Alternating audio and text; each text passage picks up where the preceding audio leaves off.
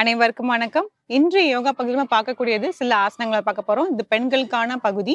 அதனால என்ன என்ன பண்றோம்னா, அதாவது நம்மளோட கர்ப்பப்பையில வந்து அந்த ஃபைப்ராய்ட்ஸ்ன்னு சொல்லுவாங்க. ஃபைப்ராய்ட்ஸ்னா சிறு சிறு இந்த நீர்க்கட்டிகள்லாம் நெறையவே இருக்கும். அதனால பார்த்தீங்கன்னா, அவங்களுக்கு வந்து மாதவிடாய் பிரச்சனைகள் நெறைய வந்துட்டுருக்கும். இல்ல அது வந்தாலுமே வந்து நெறைய ப்ளீடிங் போற மாரி இருக்கும். இல்ல நெறைய வலி இருக்கும். அந்த மாரி நெறைய பிரச்சனைகள்லாம் இருக்கு.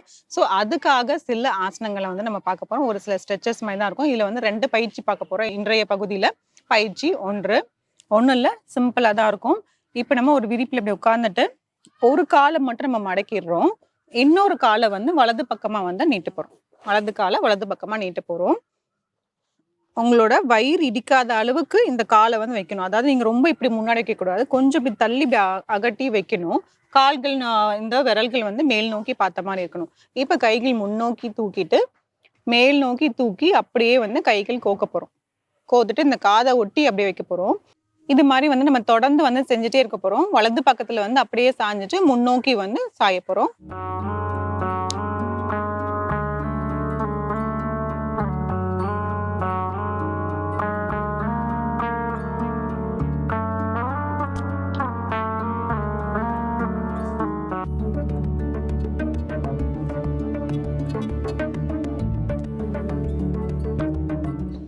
ஒரு ஆழ்ந்த மூச்சு உள்ள இழுத்து வெளியே விடலாம்.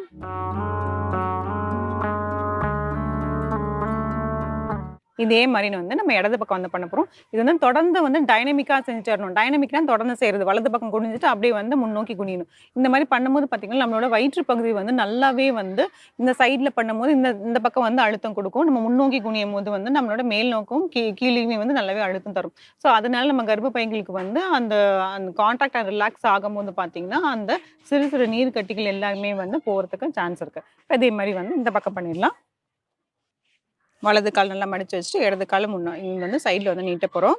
அதே பொசிஷன் தான்.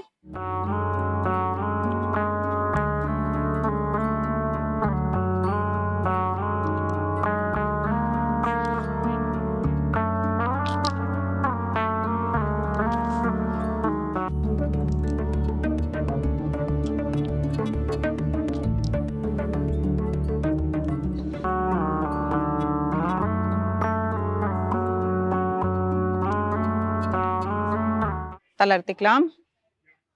ஆழ்ந்த மூச்சு உள்ள இழுத்து வெளியே விடலாம். இப்ப நம்ம செய்யும்போது ஒரு 3 முறை தான் செஞ்சோம். அதாவது இடது பக்கம் வந்து பண்ணிட்டு முன்னோக்கி பண்றது வந்து ஒரு கவுண்ட் மாரி எடுத்துக்கலாம். இது மாரி ஒரு 3 முறை தான் செஞ்சோம். இது செஞ்சுட்டு அது கொஞ்சம் ரிலாக்ஸ் பண்ணிக்கோங்க. மறுபடியும் வந்து ஒரு 3 ரவுண்டு. இது மாரி நம்ம தொடர்ந்து வந்து ஒரு 3 செட்டாவது நம்ம கண்டிப்பா வந்து செய்யணும். இப்ப நீங்க இந்த பகுதியில இருக்கிறதுனால வந்து நான் உங்களுக்கு ஒரு 3 தடவ தான் செஞ்சேன். இப்போ பயிற்சி 2. பயிற்சி 2ல வந்து பார்த்தோம்னா, கால்கள் வந்து நல்லா வந்து இப்படி அகட்டி இப்படி வச்சுட்டு, கைகள் பின்னோக்கி வச்சுக்கலாம். வச்சுட்டு அப்படியே கால்கள் வந்து இப்படி வரணும். வலது காலோட முட்டி வந்து இடது காலோட பாதத்துல வந்து படணும். அந்த அளவுக்கு நம்ம வைக்கணும். மறுபடியும் இப்படியே வந்துட்டு வலது பக்கம் செய்யணும். இடது காலோட முட்டி வந்து வலது காலோட பாதத்துல வந்து படணும். இது வந்து நம்ம அப்படியே தொடர்ந்து செஞ்சுட்டே வரணும்.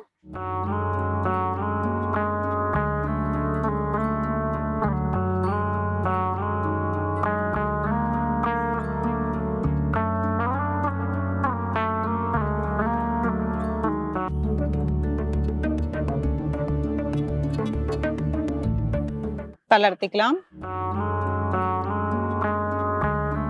ஆழ்ந்த மூச்சு உள்ள இழுத்து வெளியே விடலாம்.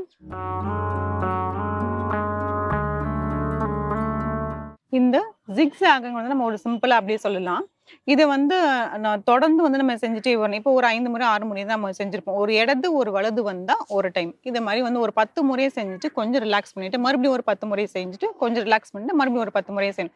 இந்த மாரி தொடர்ந்து வந்து இந்த மாரி இத்தன ரவுண்ட்ஸ் இத்தன மாரி செஞ்சா மட்டும் தான், அந்த முழுமையான பலன்கள் வந்து கிடைக்கும். அந்த மாரி டெய்லியும் வந்து செஞ்சுட்டே வரணும்.